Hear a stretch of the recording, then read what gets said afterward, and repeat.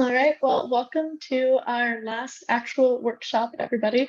The thing we have on Thursday is that networking session. So this is your last workshop of the entirety of PreCycle 2023, so very exciting. You should have all seen that I sent out an email this morning about ways to connect and meet with each other. So there were a few different opportunities outlined in that email. I'll just hit them real quick so that you can go back and look at them closer. But there was the in-person networking sessions that are going to be just meetups that you all can facilitate. Those are optional. They're not really official PreCycle events, but I just wanted to show you guys where everybody's located and give you guys the space to coordinate. We do also have the LinkedIn page. Folks can join. You could do the coordinating of some of those in-person meetups there. But if you just want to meet up with people virtually, that's the space that we will have for you this Thursday. So do please make sure to attend live. Those of you in this room now, I'm sure you're already planning on it. Folks watching this in the recording, if you are not already planning on coming this Thursday, it's a good one to come to. It's a chance to chat with not only peers, but mentors, experts, and some presenters that you've met along the way. So it's going to be a really worthwhile time. Just get that free space to chat with each other, bounce ideas off each other, whether they're PreCycle related or not.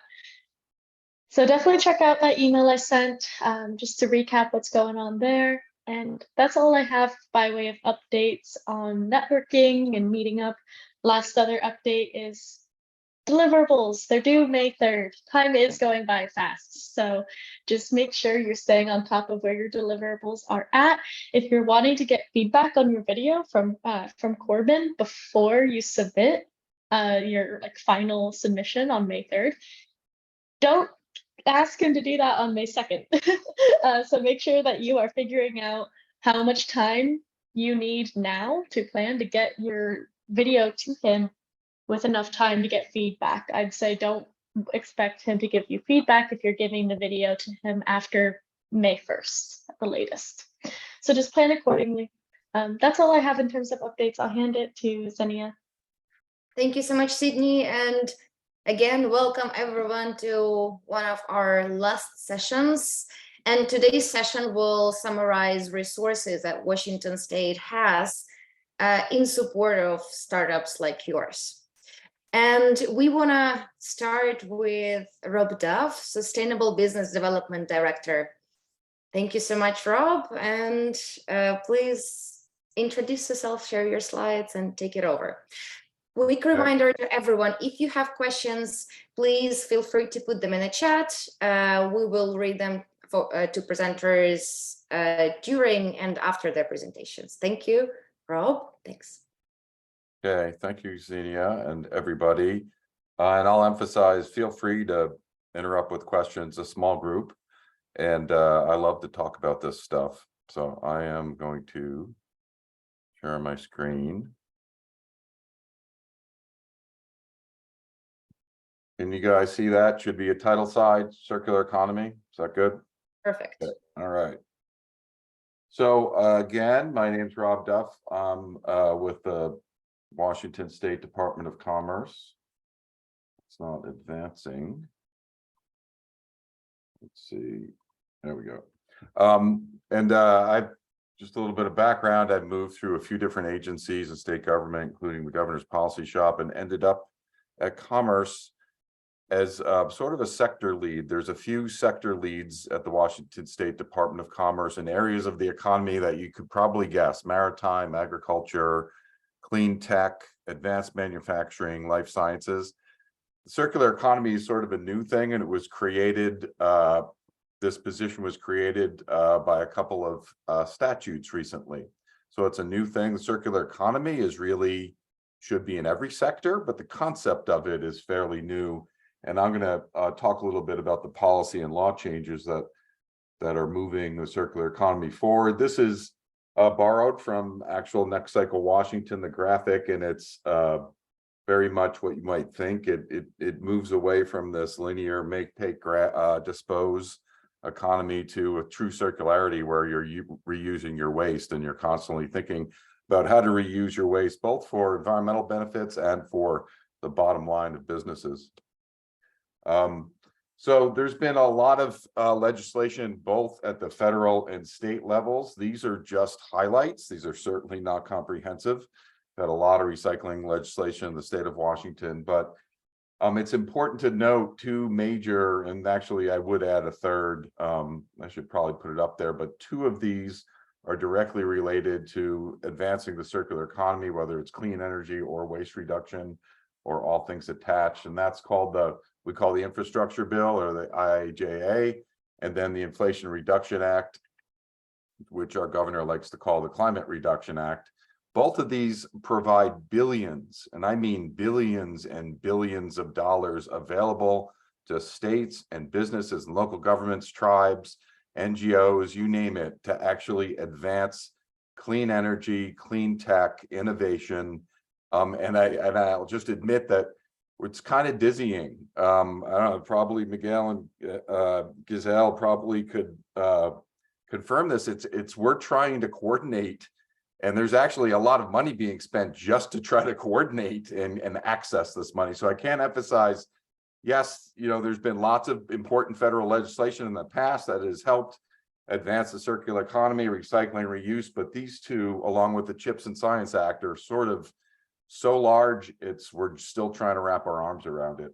Then in Washington State, we had the recent Climate Commitment Act. This was something that the governor had been working towards for a long time, and that was accompanied by the Clean Fuel Standard. And between these two, we now have a cap and invest program and a clean fuel standards program that generate money, lots of money. We expect after the second auction on cap and invest to have upwards of $600 to $700 million to invest based on the cap and invest program. And then the clean fuel standards program will also drive our transportation sector towards reducing CO2 emissions. What I'm going to talk a lot about is the Recycling Development Center and the Industrial Symbiosis Program. These are the two things that I mentioned up top, sort of created my job and sort of created a sector lead in the circular economy. Then finally, I have to mention our organics management law, which I accidentally moved past. That just passed last year, not this year. And that's requiring organic separation. So it's really one of the last pieces of the puzzle, at least from a collection point of view. And so now we're going to have to figure out what to do with all of that food waste because there's a requirement for communities above 25,000 to actually start separating it. So we've got to figure out a lot of digesters, we've got to figure out a lot of composters, we've got a lot of work to do to put all of that waste to good use. So the key legislation I'm going to talk about now is the Industrial Symbiosis Program. In statute, it's called the Industrial Waste Coordination Program. And it's basically, if you can think of a waste in industry, we want to reuse it. And that includes waste energy. And if you look at definitions of industrial symbiosis, you even see that, manpower and staff and expertise and tech and everything you can think of that might be utilized by another company is part of the idea of being symbiotic between agents, between businesses.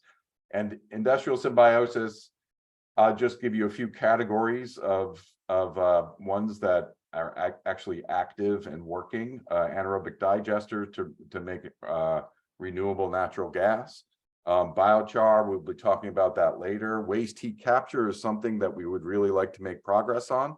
There's a lot of waste heat that's generated from buildings and businesses. Every time you see steam coming out of a stack, that's usually not pollution, it's actually water vapor, and that means we're wasting heat. And a great example of that are the server farms scattered around Eastern Washington. These are the clouds. The clouds don't actually sit in the clouds. They're actually giant server farms that sit in the dust in Grant County and other counties in Eastern Washington near cheap hydropower, and they use a lot of power. And so there's a great example and opportunity where we could take that waste heat and turn it into something. And then another big one, we have a lot of businesses knocking on our door because we're big in the aerospace industry and it's sustainable aviation fuel. How do we, if we're going to do a great job electrifying our on the ground fleet, how do we do it in the air? Well, electrification probably is not going to get us transatlantic flights anytime soon. And so one way to actually reduce CO2 from flying around the world is to actually create that fuel sustainably. So those are just some four categories that are fairly prominent in the mindset of people that are practicing industrial symbiosis. It sort of generated, the concept came from this small town in Denmark. There's actually a project that we're involved in to help bring that tech here. One of the reasons we passed the law that I talked about is no less than, I believe, 26 legislators visited this amazing diagram of businesses. And if you look at the blue, yellow, and green lines, those are energy, materials, and water lines. So moving water, it gets way more complex than this. This is very simplification. And all of these businesses are reusing waste heat, and wastewater and materials from the neighboring businesses around them. So it's one of the landmark examples that help get people excited, particularly our lawmakers, to start the program here. One of the initial projects before we actually got a decent amount of money to providing grants, we did some interagency agreements. One was with Manuel Garcia Perez. I call him Mr. Biochar, Washington State University. He knows everything there is to know about it. And his angle here is understanding that organic separation and composting is going to increase significantly in the state of Washington, is how do we deal with the odor issues that we know are going to come with that. If anybody's ever lived near a composting operation, those operations are constantly dealing with their neighbors complaining about odors. And so that was one of our first small funding projects, was with Wazoo. Another one was with the city of Pasco. This is a very interesting one. The city of Pasco has 6 food processors that provide 1 billion gallons of wastewater to their wastewater reuse facility. That's a huge amount. And then Dairygold is about to build another facility, a milk drying facility, that's going to add another 500 million. So the challenge is, what do you do with all of this water? Well, the city of Pasco was actually being thinking out of the box. They weren't just putting it in an irrigation ditch. They were actually land applying it, leasing out these property and the grower, and they would get some of the revenue from the crops that were grown. Problem is, if you don't pay any attention, that water doesn't necessarily have all the right components of nutrients in it, and they were having nitrate problems in groundwater, and the Department of Ecology had some issues with that. So they needed huge amounts of space to store this water, and they needed to deal with the increasing nitrate levels in groundwater. And so the solution was not necessarily just build bigger, right, and buy more land and grow more crops, or expensive removal of nitrate, is to actually try to find a secondary benefit. And so what they did, or what they're in the process of doing, as you can see in the diagram at the bottom, they're actually currently, they're just land applying it from all of these 6 facilities. But up top, the proposal will be to build an anaerobic digester and clean up the biogas and create a renewable natural gas that they can put back into a pipeline. And then also, in order to remove the nitrate, instead of building a huge biofilm or reverse osmosis process, they're going to grow algae. The algae is going to remove the nitrate, and then the algae itself becomes a benefit in the product, certainly for fertilizer, maybe even for livestock feed, and then perhaps even down the line as bioplastics. So good out of the box thinking for the city there. And once we were successful in getting a decent amount of grant money, we were able to give competitive grant awards. And so these were our first 4. There's 2 here that are connected. Inland Empire is a paper company, an old one, 110 years old, that's just outside of Spokane. And they have a lot of fly ash that's generally used for concrete, but they have way more. Most pulp mills have way more than is needed. They, working with Qualterra and Washington State University, they were testing the fly ash with mixtures of biochar to look at the benefits of deacidifying soils in the Palouse. One of the major problems facing our growers out in the Palouse and in other parts of the state is acidification of our soils.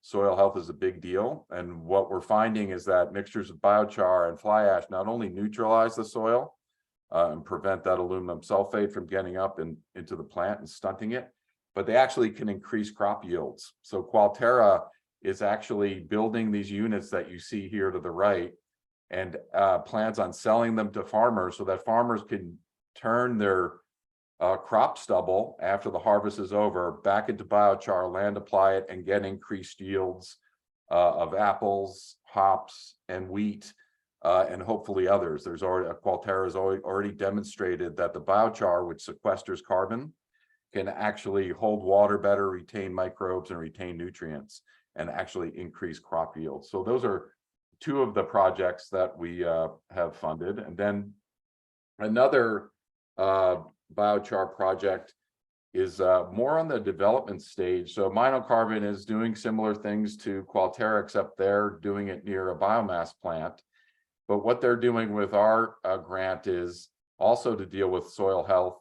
They're capturing that CO2 off the pyrolysis unit and scrubbing basalt with it to make a liming agent that can also help with soil health and reduce acidification. And then Impact Bioenergy is more of an on-the-ground support.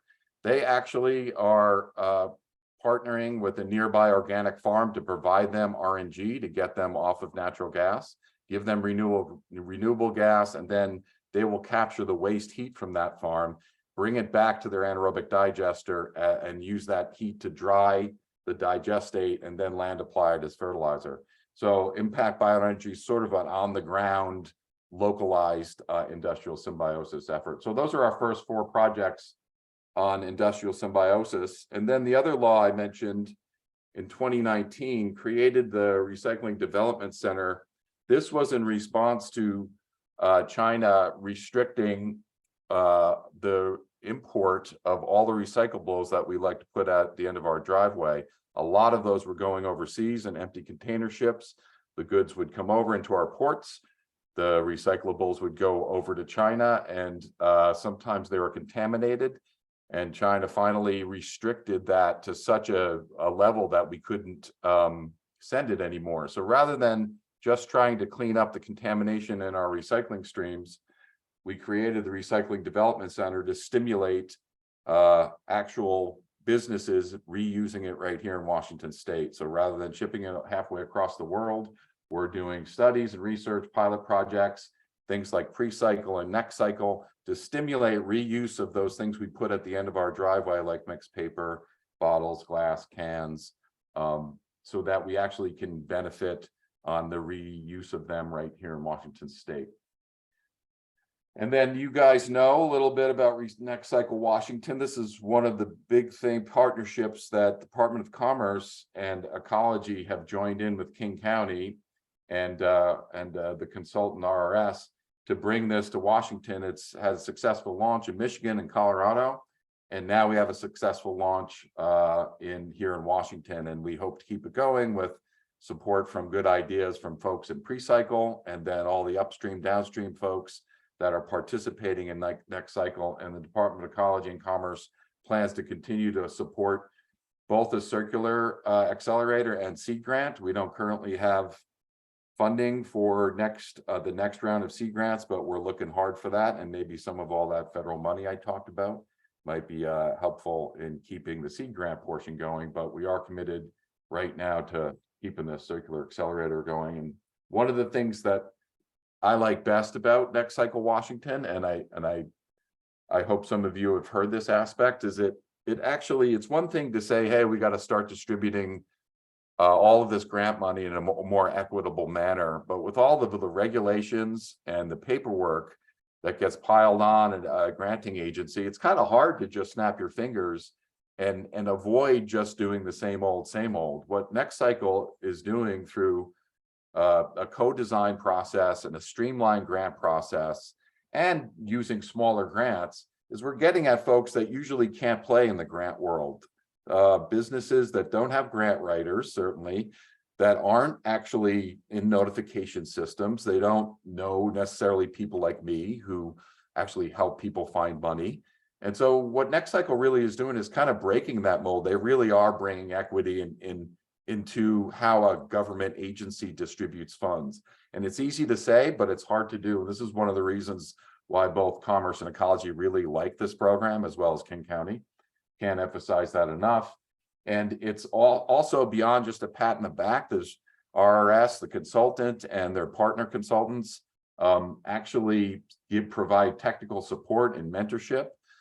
They don't just give, here's $10,000, hope, good luck, hope you get over that chasm of failure that many businesses just can't leap over. So they actually provide more than just that pat on the back. And as you can see, if you see some of the icons, just a wide array of really interesting community-based projects that are going on. Then finally, it helps to have a marketplace for sort of a Craigslist for all of these materials, whether they're industrial or whether are curbside resources. And we're also funding the Washington Materials Marketplace, which has just been bought by a company called Reaply. And we want to get the word out and get people using this so that it's an online shopping for reusable materials. And so people can find it and be consistent, because if you don't have a consistent supply, you're not going to be successful in business, and you'll actually turn to virgin materials. So we hope that the marketplace can be that area where fledgling businesses can say, oh, well, actually, now I know where to find stuff. I know how far I'll have to drive to get it. I know how much it's going to cost, and I know what the supply is going to be.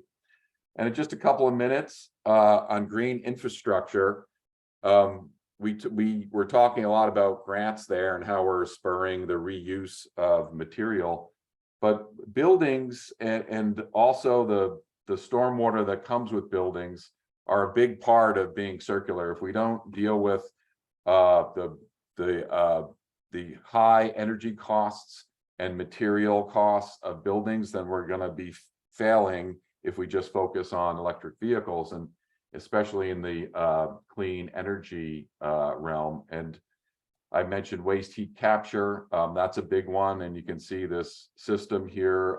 One of the icons here is a way to capture heat from wastewater and return it to a building. We also have cross-laminated timber and other uses of wood residuals, whether at a sawmill or a pulp mill, or a forest slash that can make unique types of timber. We don't have, you don't have to lament about not having large trees anymore. And then again, reclaim building materials. There's a lot going on training contractors not to just beat the crap out of homes and throw it in a dumpster, but to systematically take the home apart. As you see, I love this picture.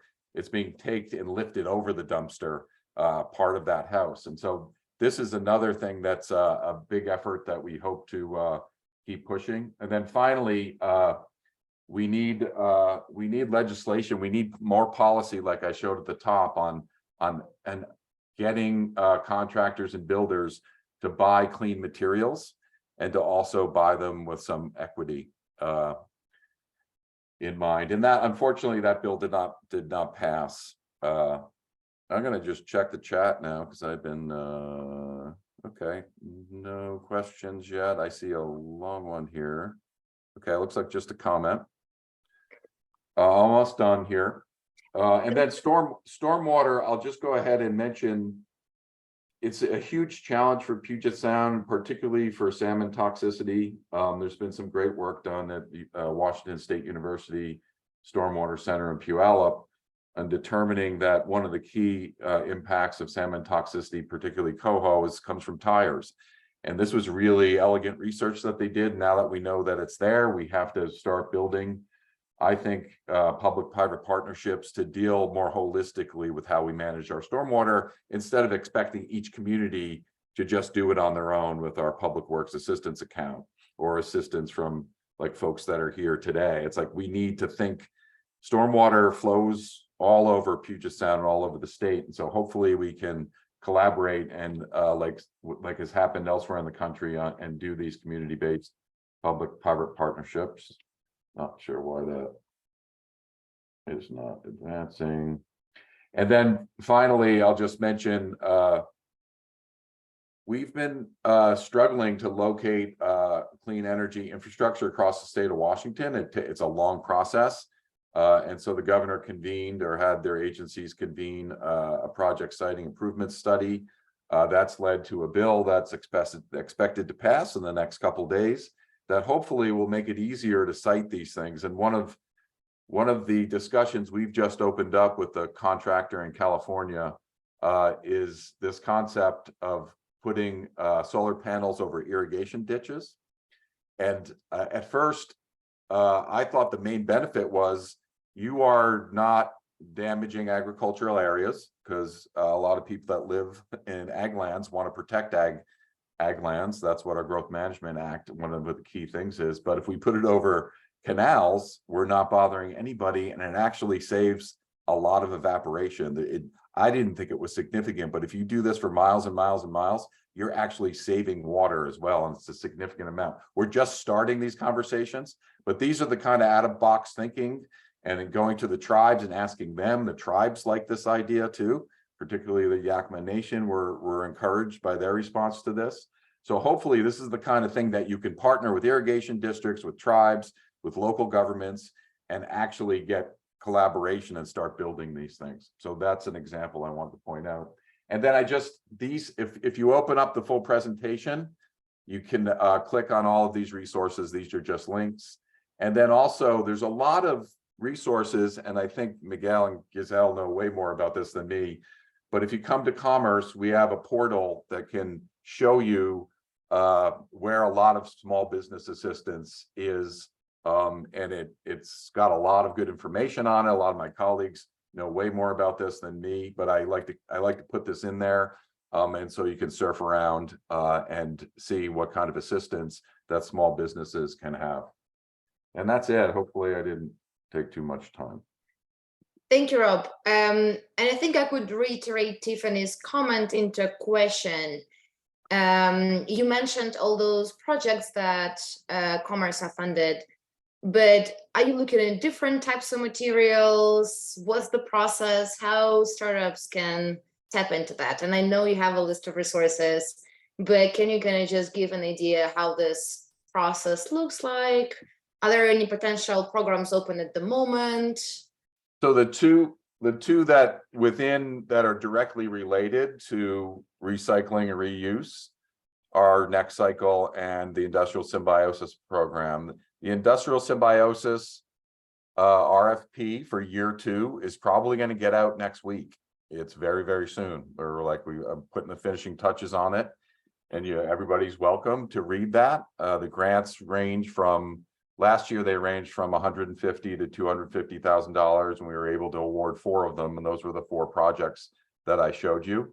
And they range from real kind of nerdy research, like scrubbing basalt with CO2 and making a liming agent, to all the way to impact bioenergy on Vashon Island, where they're helping an organic farmer get off natural gas by using their biogas, sending it to them, and then bringing the waste heat back, so the waste heat is not wasted. And so it really can span all the way from kind of high-tech research at PNNL, Pacific Northwest National Labs, all the way to on-the-ground farmers trying to reduce their carbon footprint.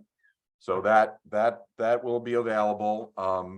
And then the next cycle, hopefully the next round of next cycle, both accelerator and seed grants will be available in the coming months. Like I said, we have not located, we were unable to get new money for the seed grants, but Ecology is committed to keeping the accelerator going, and we're not giving up on the seed grants.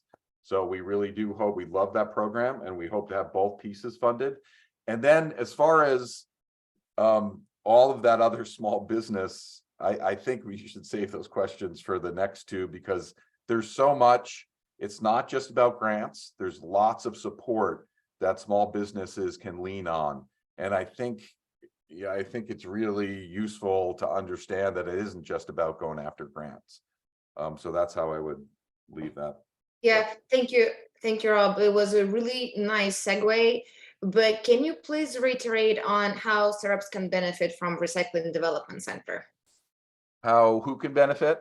Startups or small businesses? Oh, from the Recycling Development Center? Well, again, it's all of the initial couple years were, before I joined, they were about contracts or grants to do studies and assessment of where we should put our efforts, whether it was glass, mixed paper, cardboard, plastic, organics.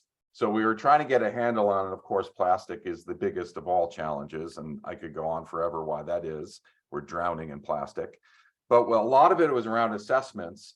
And we were kind of had some angst about, okay, that's great. We got all this assessment. How are we actually going to help businesses? And then PreCycle came along and we kind of just jumped on the opportunity. And so we're really putting our efforts into PreCycle. And so hopefully if we find money, that will be the best way that the Recycling Development Center can actually get money on the ground to small businesses. Other than that, they sort of look to commerce to attract businesses into the state of Washington, and it's not easy. You know, we compete with right to work states, which means they don't have to pay their workers as much as we do. And then they also have more money to gift and infrastructure. So we struggle with losing big manufacturing facilities to states like Texas and South Carolina and Louisiana. We're constantly challenged with that, but we're asking our board how should we think out of the box to get circular businesses into Washington. And we love PreCycle. We're going to keep doing it, but when a business comes knocking on the door, how do we make it more attractive for them to land in the state of Washington? And so that's just a challenge that we're always going to have. Thank you so much. And then with that, giving the word to Miguel Moreno, a small and rural manufacturing account executive at Impact Washington. Thank you so much, Miguel, for joining us today. I will give you a few seconds to, oh, Rob, do you mind stop sharing? Yes, thank you so much. And Miguel, you should be able to share your screen. Yes, I'm right there. Okay, well, thank you so much. I don't know if my camera is on. Yeah, it's this camera. Okay, let me move. Sorry for this. Quite an afternoon for me. Well, thank you so much for being here. Thank you so much for the time to talk a tiny bit about Impact Washington. The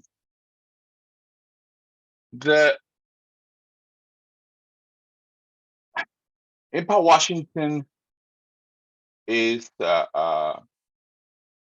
manufacturing extension partnership center for the state of Washington, which means that we are a partially federally funded organization. We are a private organization, not for profit. And our mission is to help small and medium-sized manufacturing companies in the state of Washington. How do we do that? Well, we provide assistance, technical assistance in different ways. We do consulting to these manufacturers, but also we provide training to these manufacturers. Our goal is to make these companies sustainable, more profitable, and at the end of the day, they can create jobs in the state so we have a better economy. We cover the entire state, and we work from solopreneurs to companies up to 300 employees. It's a really interesting combination that we have in our portfolio of clients. We can work with small company in Mukilteo, machine shop, 5 people, solopreneur in Monroe, making soap from the garage, or a huge manufacturing metal mechanic company in Eastern Washington. And to all of them, we strive to provide the best service to make them, as I said, more efficient, more successful, more profitable. So at the end of the day, they become, they create more jobs. We're a small staff. This is the leadership team, Deloitte Wolf and Jessica Ingle. Deloitte is the president of the company. Jessica is the COO and deputy director. But we're a small staff. We have 17 people in total. 7 of them are part of the headquarters base, and the rest of the team is on the field, like myself. In my particular case, I support small and rural manufacturers. I'm originally from Spain.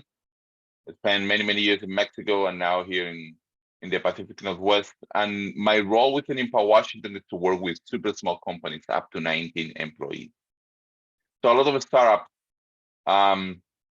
it fall directly in my lap, and I try to support in any way possible.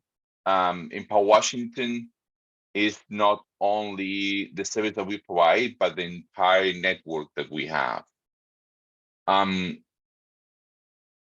We are trusted advisors. We become trusted advisor with a client, because if we don't have the solution within our toolbox, we will find someone that have the solution. And I always say to my clients when they ask me things and they ask me questions on how to solve a problem, I always say that probably my first wow, this is not working very well.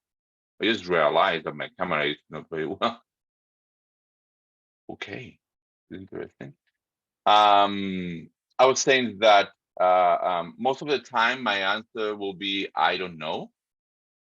I don't have the answer, but I will find someone to have the answer. And our success is not measured by the number of dollars that we invoice to our clients through the consulting and technical assistance, but we are measured by the impact that we have with our clients. In these 26 years that we have been in business, we helped more than 1,600 companies so far, and those are the numbers. $2.1 billion in increased sales and revenue, $1 billion in new client investments, around 19,000 jobs either created or retained, and around $429 million in cost savings.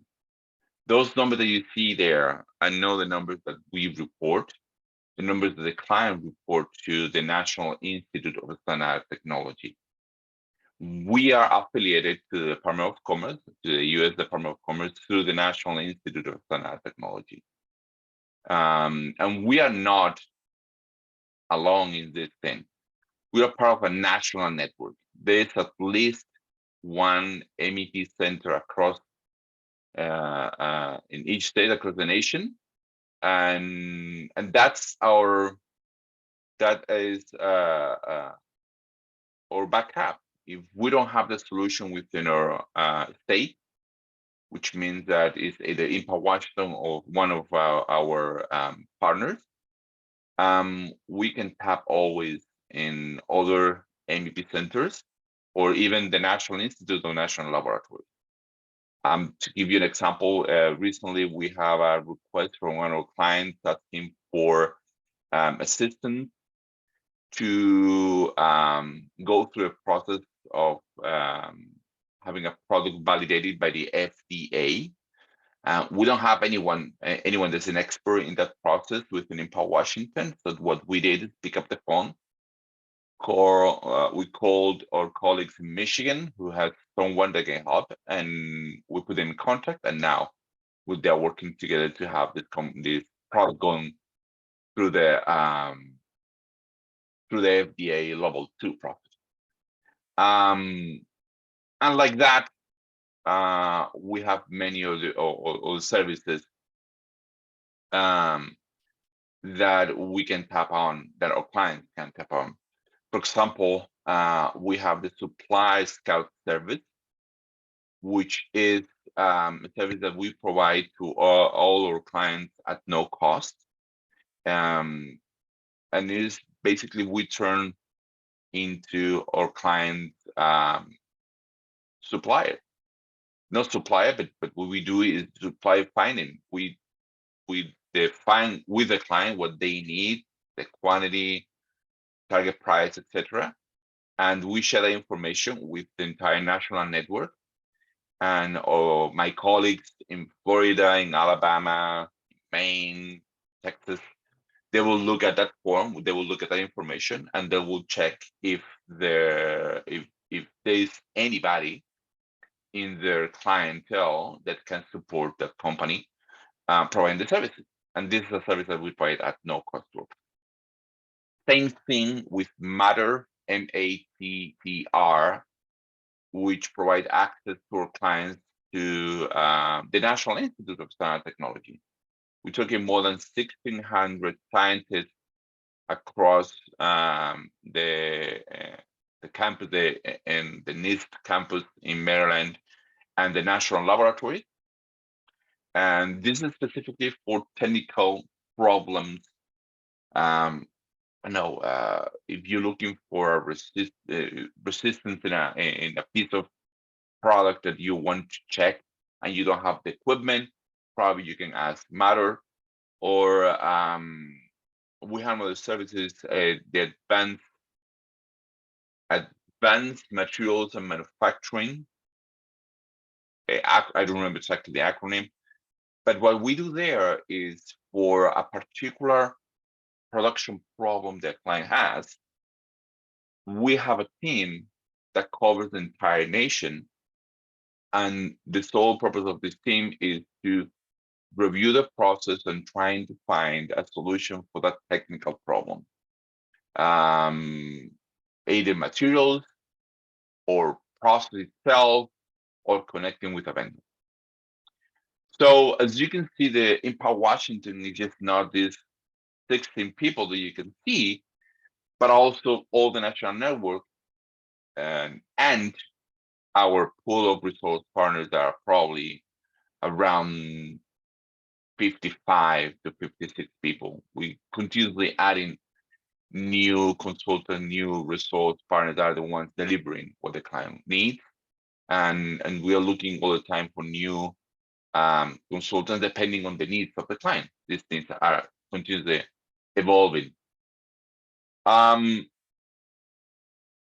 This is the service that we provide. No, this is a sample of service that we provide. We divide the service in 3 big buckets. Workforce solutions is everything connected with the actual workforce, make them more efficient, help them to be more happy in their work, increase satisfaction, retention, productivity, and services like training within the industry,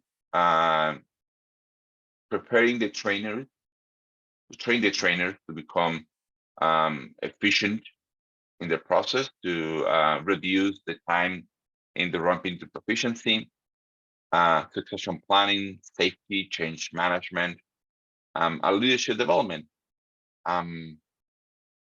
Quite often, I've seen companies where they promote their supervisor to the next level, and suddenly the company starts to fail because they lost a really good employee in the shop floor, and they gain a really bad supervisor. That doesn't mean that he or she doesn't know how to do it. He just doesn't have skill. They need to go through training, and that's where a lot of small companies fail. Growth and innovation, developing new products, defining new markets, creating the plan for the future.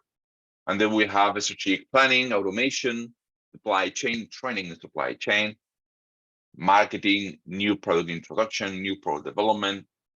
What we do there mainly is to help the companies to realize the status where they are and where they want to go, and the tools that they need to get to the next level, to get to the next point.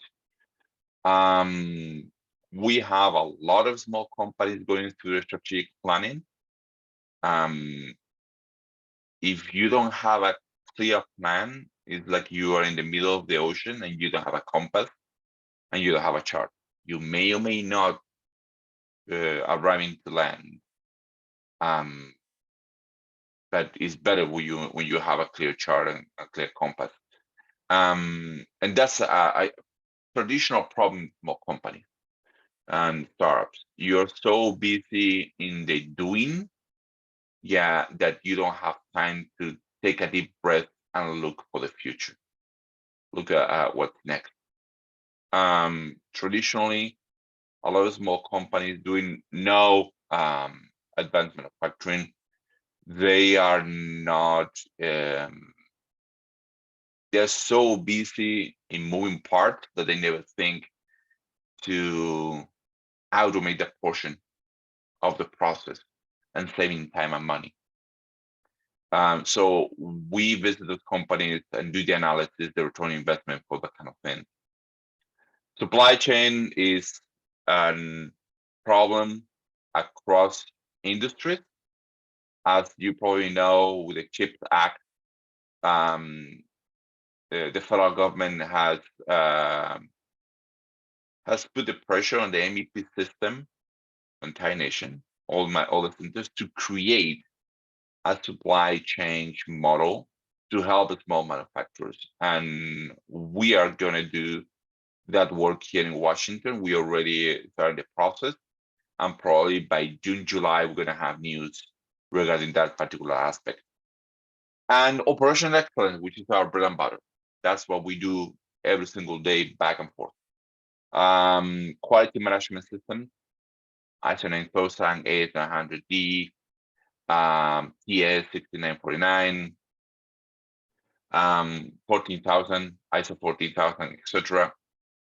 The implementation of these quality management systems are critical for any company, helping to create the systems to control the process.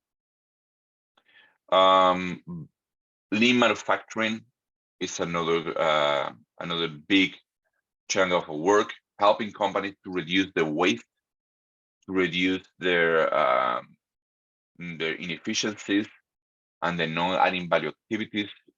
So they faster to production, they reduce lead time, they have less waste.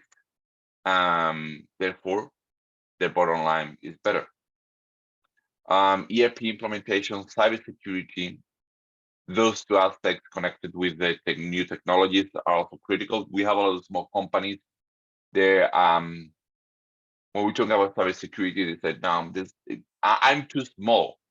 Well, the problem is that right now hackers are just not attacking big companies, because those big companies, they have all the barriers, all the firewalls necessary to protect them. They're looking for the small company, and if they ask for $5, $10, $50,000, they can break a small company with just that. So cybersecurity is not if, it's when, and we need to be ready and for all the companies. So this is all the services, or a sample of all the services that we provide. We do many more things like this. We help companies with exit strategy. We help companies with financial planning. We help companies with layout. I mean, you name it. And as I said, if the service is not within our toolbox, we'll find someone that can help you with that particular need. And these are some of the people that can provide this system. Empower Washington is successful because we have a strong ecosystem that help us to provide the services and assistance to these small companies. From obviously the Washington State Department of Commerce, where we rely heavily in the Department of Commerce for obtaining money to help to deploy that money to small companies. Recently, the Empower Washington was awarded with the Small Business Innovation Fund grant, and with that money, we were able to help 37 companies with around 2,000 hours of consulting. And we started that deployment in January 10th, and we're going to finish in June 1st. Extremely successful. a lot of companies, a lot of strategic planning, lean manufacturing, marketing, some supply chain assistance, new product development. There's a lot of good things. Obviously, SBDC is a fantastic partner too. We do continue referrals to SBDC, especially for all the services that they have with the SCORE and all the business advisor. The SBCTC, the State Board of Community and Technical Colleges, which manages the job skills program. It's a fantastic program for training for incumbent employees for small companies.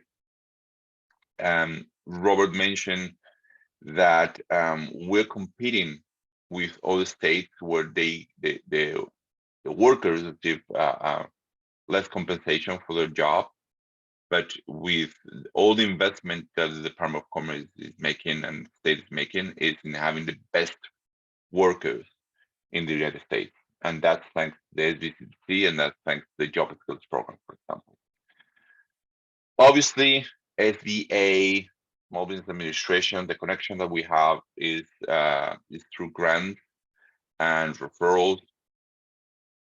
And the Department of Ecology, obviously, we're here because of them.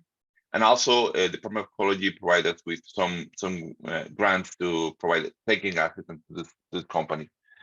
Seattle Made and Seattle Go Business Network, they're critical for success, connecting us with these super small companies, or these small companies and not small companies, and helping us to spread the word and to spread the good things that we can do. I don't see any questions, so I keep going. So right now, we have two opportunities that I think is worth to mention. The first one is the business evaluation. It has no cost to the company. The value in the market is $2,500. We provide up to 6 hours of interaction with the client. It can be it's a mixed model, online, on site. And what we do is we review the company practices using the business evaluation tool that we have in Washington. During the process, we provide ad hoc advice for specific needs, specific opportunity areas that we detect. And at the end, we provide a final report with the strengths of the company, with the challenge of the company, and the path moving forward.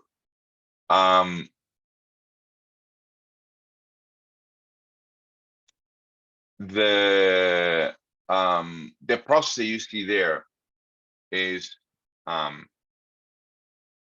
the path. The step that you see there is the path that we do in the business evaluation. The first step is the discussion that we have with the client, defining the current condition. If we want to solve, we want to detect opportunity areas, the first thing is check how you are right now. And then we think about the future, where you want to be. Align that future with the business goal. And then we discuss, how to get there. Where are the gaps there in that path? And finally, we provide tools, or we provide ideas to go from that current condition to the future. Those ideas, that roadmap is not only within Washington, but also it can be that the company needs to talk with the SBDC to do business plan. It can be the company needs to contact any CFDI, community development financial institution, or they need to touch base with a networking association like Seattle Made or PNA, etc., etc., etc. So it's not limited to the service that Empower Washington provides, but it's a broad scope of all the services with all the ecosystem that we have. it's important to mention that the business evaluation is at no cost to the client, but also that comes with no strings attached. Our mission is to provide value to the client, and if at the end of the evaluation the client decides to go, and takes actions and take action just with that document, that's okay. If the client decides to take actions and work with IMPA Washington and some of the challenges, that's okay. And if the client decides just to take their actions by themselves, that's okay. The business evaluation is the service that we provide just to make sure that the client is aware of the opportunities that are there, aware of the challenges they have, and provide some ideas on how to solve them.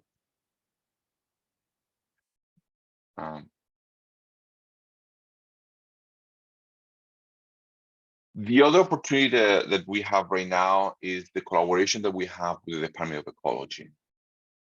The Department of Ecology awarded 2 grants to IMPA Washington, and those grants are very specific to these 2 programs. The first one is the Lean and Green program. The Lean and Green program is it's a grant that helps us to cover costs for lean implementation with an environmental aspect. The idea is to help these companies using lean manufacturing to reduce the environmental footprint, reducing waste. It's completely customized to the client. It's case by case. We do an analysis of the needs of the company and we provide a proposal. And the Department of Ecology can cover up to 80% of the cost with a limit of $25,000 or $24,000 in training. We have many consultants that can provide that service. The other program that we have is the WASTE program. WASTE is the acronym of water, air emissions, solid waste, toxins, and energy program. The idea is to create cohorts of companies that are interested in reduce the environmental impact and cost. This is for more small companies, and we have two tiers. The first tier is for small companies, normally up to 20 employees.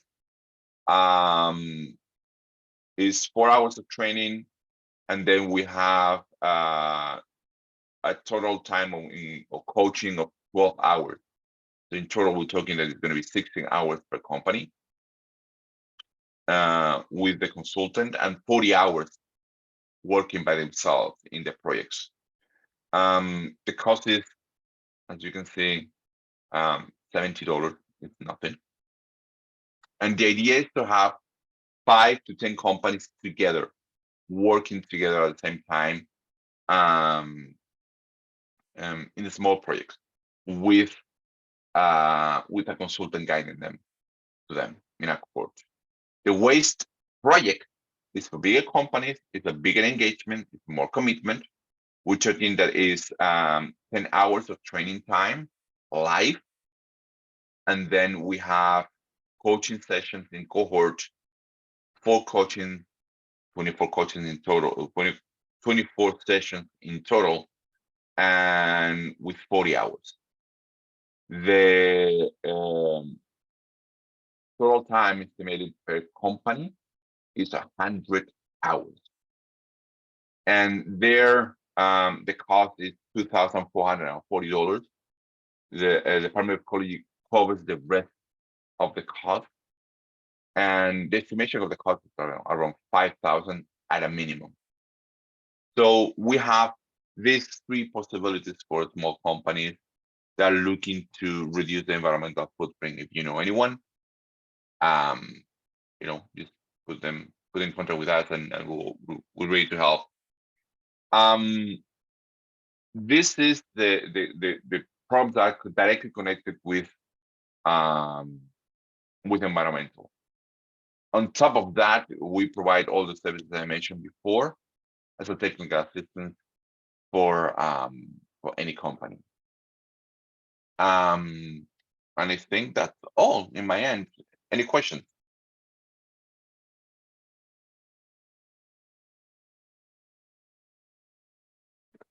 There was none in the chat, so I guess you made it very clear. You delivered your message across. Well, Giselle, just send me an email or give me a call. I As got simple as that. the answer, but for the participants, how can they connect Yeah. with you? Yeah, no, it's very What's the simple. intake process? There we go. The intake process is as simple as you shoot me an email, give me a call. My phone number and my email are there, or just go to a website and just, you know, explain your need, and we'll try to help. If, as I said, if the solution is within our toolbox, we'll try to help. If the solution is not in our toolbox, or we know someone that can do a better job than us, we'll refer to Giselle or to whoever is the right person.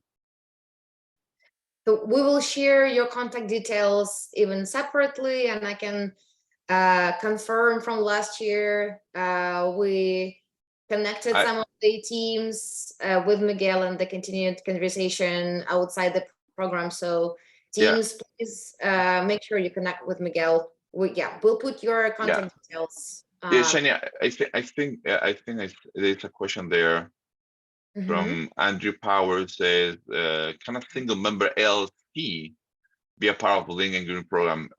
Andrew, I guess he's saying that LLC just one person. Is that correct? Okay. It can be a challenge. I'm not gonna lie, but definitely something that we can explore. I'm not gonna say no. I'm not gonna say yes. This is something that we need to check with the Department of Ecology. But in any case, we'll find a solution. Thank you so much, Miguel. As mentioned, we will put your contact details separately so teams can reach out to you directly. Fantastic, thank you. Wonderful. And our last presenter is Giselle Sagid, business advisor at Washington Small Business Development Center. Thank you so much, Giselle. I love you, Senia. You just mentioned my last name correctly. You're one of the chosen few. Thank you.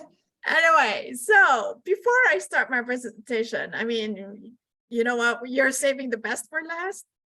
And I'm going to make this really short. And I think I can make it shorter. Can you raise your hand if you have already an existing business or a registered business? You could use the icon, or you could use your hands here right now that I can see.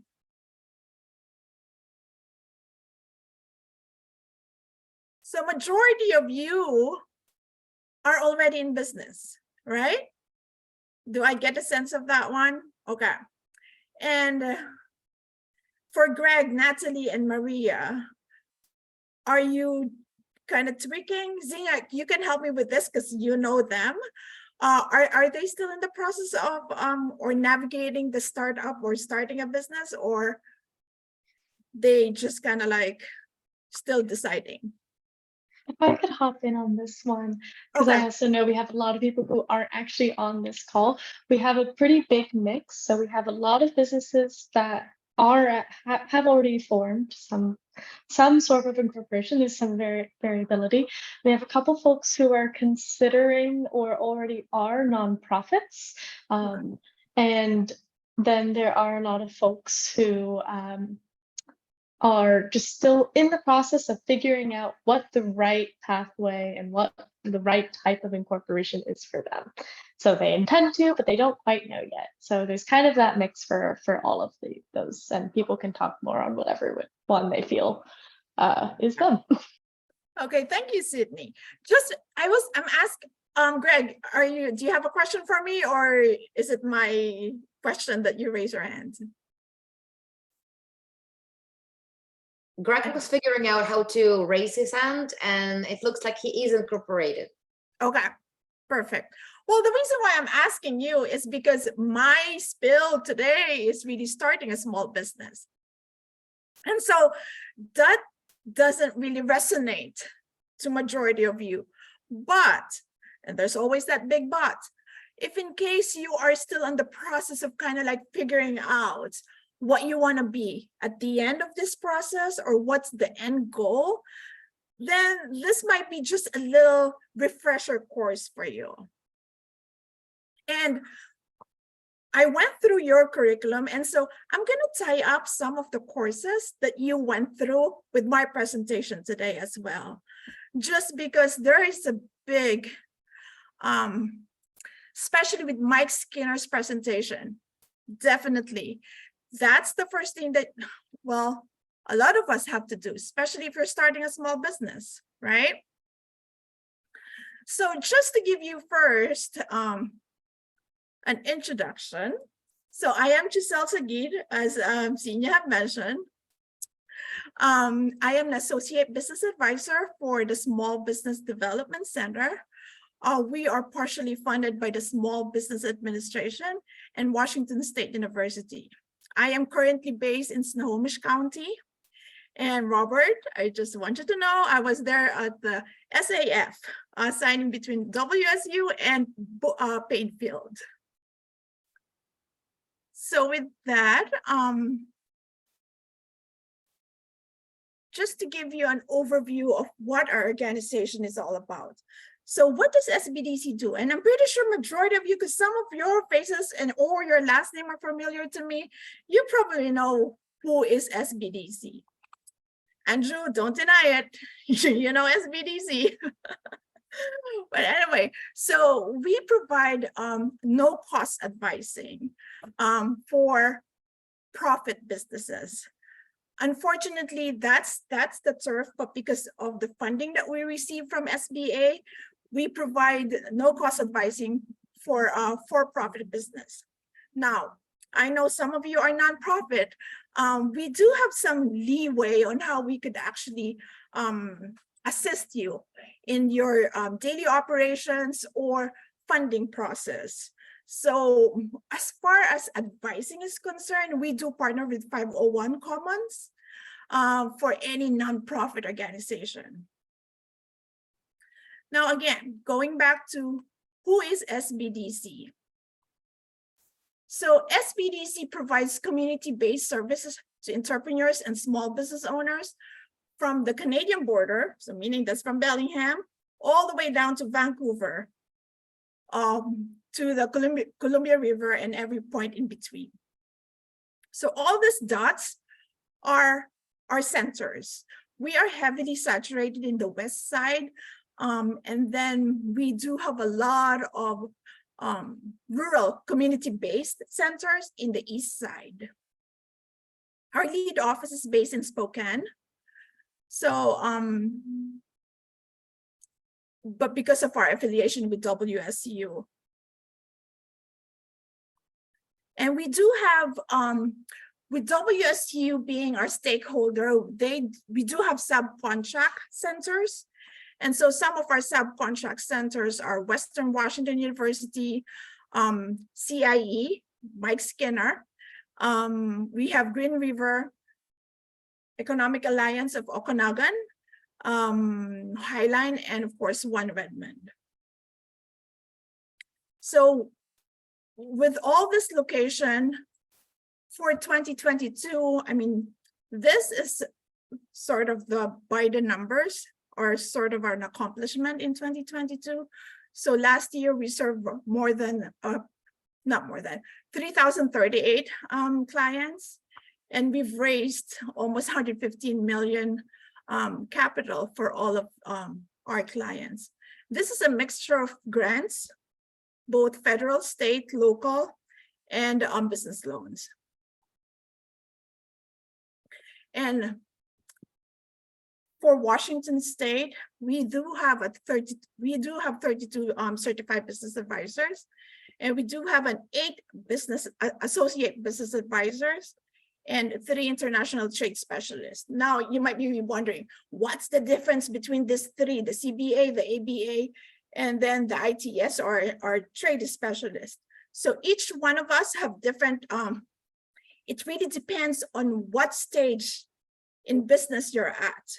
So CBA, or the Certified Business Advisor, they usually cater for the in business, those who have been in business for more than 3 years. The ABA, the Associate Business Advisor, we do cater more of those pre-venture, the ideation phase, up to startup, less than 3 years. And then when it comes to our international trade specialist, and this is one service that differentiate us from all SBA technical providers.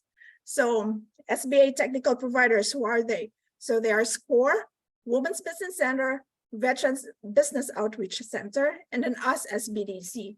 Is that because we have the international trade specialist. The only advising they do is help business sell their product outside of the United States. So if you're selling something in Canada, that's it. That's where we co-advise. And the nice thing about us is, if you sign up to be a client with SBDC, you're not just going to work with yourself. You can work with any of those advisors who specifically answering what your need is. So we see clients based on either their needs, their logistics, so meaning where they're at, depending on where the dots are. And also, it depends on what stage of business, again, at what stage of business they're at right now. So I'm just gonna kind of like pass through this one. And so first thing that you have to do, and this is where Mike Skinner's session of Lean Startup. So there are 2 parts of a business planning process. I mean, 2 types of business planning. So what Mike mentioned to you or discussed with you is the Lean Canvas method. This is really good when it comes to like your type. It's more of kind of like innovation stage.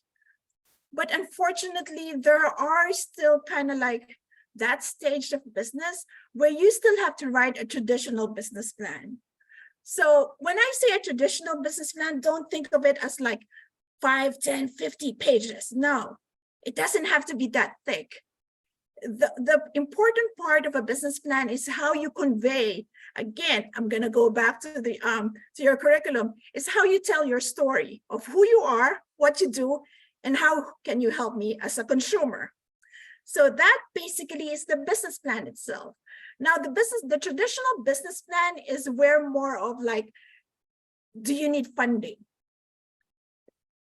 Lean Canvas, a lot of lenders, especially organization or institution, they don't understand yet the Lean Canvas method. So they still rely more on looking for your traditional business plan. So I encourage you to still kind of like have the 2-phase business planning. I know that's a lot of work, but it will benefit you in the long run, especially if you're eyeing for grants. Because a lot of those questions that in the RFPs or RFQs, you can find them in your business planning process. How you operate your business, who is your target market, how do you reach out to them, and especially your financial, which I think Business Impact Northwest discussed with you. How do you understand those numbers? Again, those numbers have story to tell, and that is where you can find in a business plan, okay? You know what, I have so much passion in business plan. Throw me any business plan and I will read through it. And one thing too, especially for all of you, if you're gearing more of the ventures, the VCs, the ACs, they don't look for Lean Canvas. They don't either look for traditional business plan, unfortunately. What they always look for is a pitch deck, right?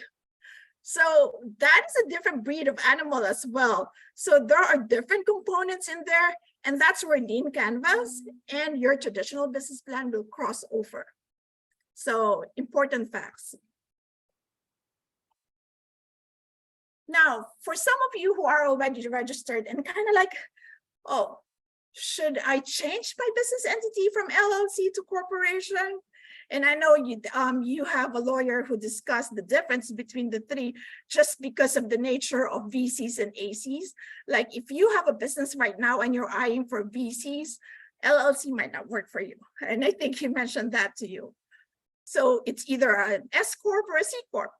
So now when you try to register your business entity, how will that affect your existing business? And what is the end goal of why you're changing? Again, there's money involved here. Money might just be a small fee with the overall outcome. So again, it goes back to your business planning. So when you change your entity, either from LLC to an S Corp, your point of reference is always the Secretary of State. And I'm pretty sure you all have your business license with you. Just make sure, please, please update your business license information. Truth be told, for the last 3 years, where all grants, especially coming from the state, this is probably one of those sad stories that the reason why they cannot receive a grant is because their information, their business information with the Department of Revenue is off. And some of them, especially those who register for an LLC, they didn't register their LLC for a business license. So they're missing that part of a business license and excise tax number. And that is the reason there's a lot of small businesses that got denied from grant application. So another thing that you might, so you have now your your Secretary of State, you have your UBI. Please make sure that you have your EIN number. It's an easy thing, especially when you're doing a lot of contract works. That's gonna prevent a lot of identity theft. And the last thing, and this is always, this is my pet peeves. Open a business bank account. Please, please do not commingle your personal, your business, especially if you have multiple businesses. Make sure that each business have each business bank account. It will help you in the long run, especially if you're just starting or you don't have the financial resources to either hire or contract out with an accountant, bookkeeper that will do your bookkeeping process. Your bank statement will be your saving grace at the end of the year, sort of. And so that's easier for you to make your profit and loss statement. And somehow it can actually, it will eventually help you put together your balance sheet. So please do not commingle. And there you go. You're kind of sort of open, but it's kind of like Christmas in April. So this is my gift to all of you though. So business resources. When I think, Senior, you're gonna give out the PowerPoint presentation. I attached the PDF copy on this one. It's a clickable link, so don't worry. Startup business checklist. So these are all in my Google site. And one thing that, is I've listed here all the links that you need or where to go. If in case, again, you need to change your entity or you need to check your personal, your business license information or where to get the EIN. Guess what? A lot of people still get fraud that they have to pay $250 just to be able to get an EIN. Unfortunately, no, getting an EIN is free. And then there's a learning portal there. Let me see if I can pull it over here.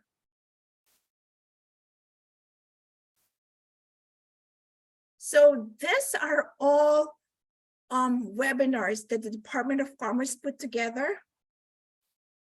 I'm hoping that you could still see it. Can you see an overlay on my presentation? Okay, perfect. Thank you, Miguel. So these are all put together by Department of Commerce. And I'm just putting it to you in one spot so that you could just play along. The Business Startup Playbook, Creative Live, Entrepreneurial Academy. Creative Academy might be some beneficial on your end.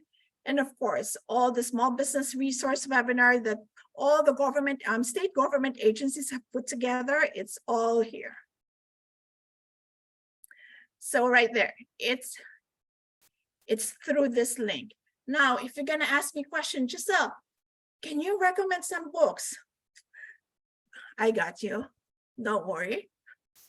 So these are the 4 books that I love to always recommend to people, especially for those people who are in the green economy, innovation, clean tech, E-Myth, the Lean Startup, and I think Mike have explained to you, this is basically where that Lean Canvas start came from. And that workshop from Audacity, I highly encourage you to take that one. It's quite long. It took me a day to go over that Audacity workshop, but it's worth it. And then the Toyota Kata culture. Miguel, you're familiar with this one.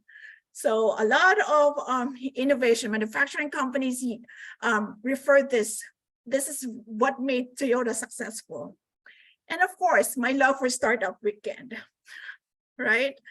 Unfortunately, it was bought out by Techstar, but Startup Weekend is still a good resource. You know, starting a business or from ideation to actually starting a business in 48 hours. So that is a Startup Weekend. Now, another resource that I want you to get familiar with, of course, SBA. There's a lot of things that Robert have mentioned a while back with contracts, grants out there. So if you're into grants, this is one thing that I want you to get familiar with is sam.gov. I'm hoping that those who are in business right now, either for-profit or non-profit, that you already have your UEI number.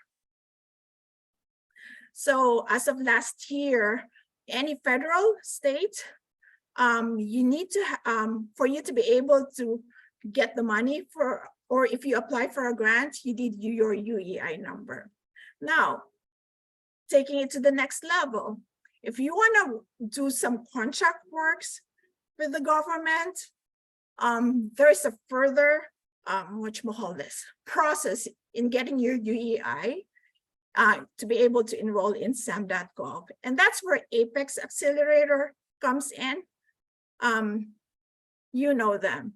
They just changed their name. They're actually PTech, Procurement Technical Assistance Center. So anything about government contracting, either state, federal, or local, Apex can help you with that one. And that's where a lot of innovations and clean tech are coming from, even creative economy.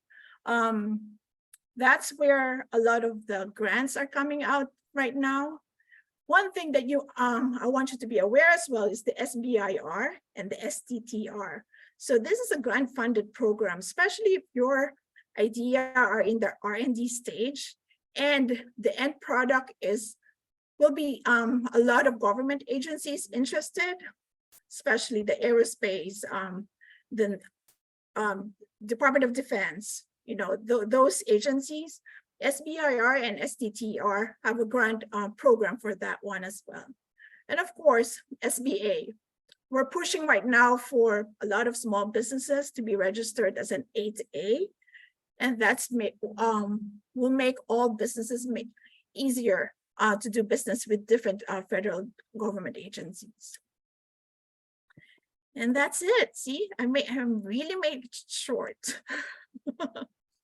Thank you so much, Giselle. You were right. The best for the last, and we couldn't hope for a better closing presenter. You are our closing presenter for the whole workshop series. Thank you so much for connecting all the dots and referring to all the rest of the workshops. Yeah, we are really lucky to have you. Thank you so much, Rob, Miguel, and Giselle. Do you have any closing questions, teams? Miranda, you're unmuted. Did you want to ask a question? Sorry about that. All right. Do we have any questions? Can you share the website, Andrew?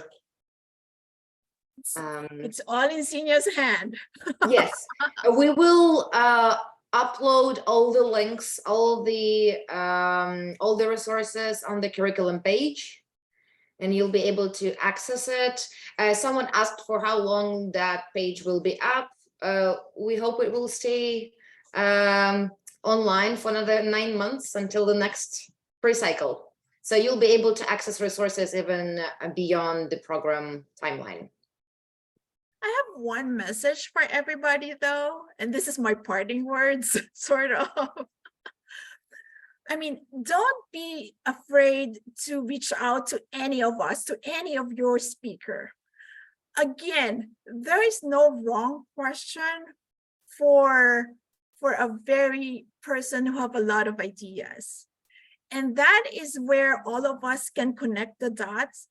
If it doesn't make sense to you talking to me, Robert or Miguel might be the right person for you. But then again, just reach out. And you, again, we have an open door policy. There's no wrong question. The more information or the more names that you have in there, the much better that you could get the answers, hopefully. Thank you. I'll stop the recording.